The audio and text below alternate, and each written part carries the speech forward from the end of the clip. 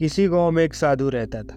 वह जब भी नाचता था तभी बारिश होती थी, इसलिए गांव के लोगों को जब भी बारिश की जरूरत होती तब यह लोग साधु के पास जाते और उससे अनुरोध करते कि वह नाचे, और जब वह नाचने लगता तो बारिश जरूर होती थी।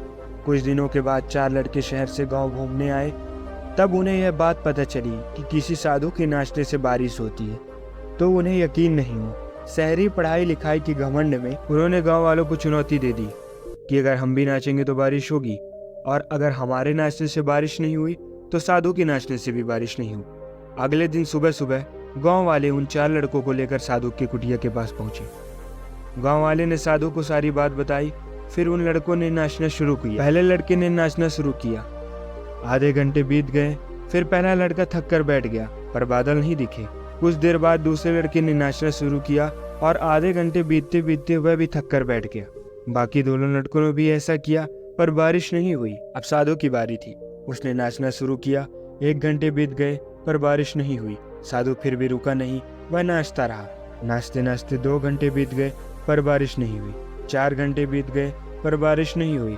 लेकिन साधु तो रुकने का नाम ही नहीं ले रहा था। धीरे धीरे शाम ढलने लगी कि तभी बादलों की गड़गड़ाहट सुनाई दी और थोड़ी देर बाद जोरों की बारिश होने लगी। यह सब देखकर चारों लड़के दंग रह गए और तुरंत साधु से क्षमा मांगी। फिर चारों लड़कों ने साधु से पूछा, बाबा भला ऐसा क्यों हुआ? हमारे नाचने से बारिश नहीं हुई और आपके नाचने से बारिश हुई। साधु ने उत्तर दिया, जब मैं नाचता हूँ तो 2 बातों का ध्यान रखता हूँ।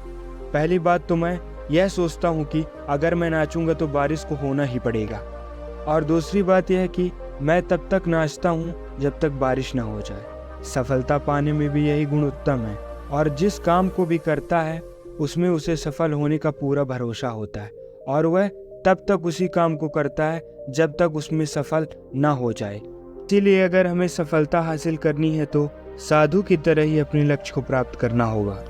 अगर आप सबको ये कहानी पसंद आई हो तो हमारे चैनल यूनिकॉर्न इंस्पायर्ड को सब्सक्राइब करें, वीडियो को लाइक करें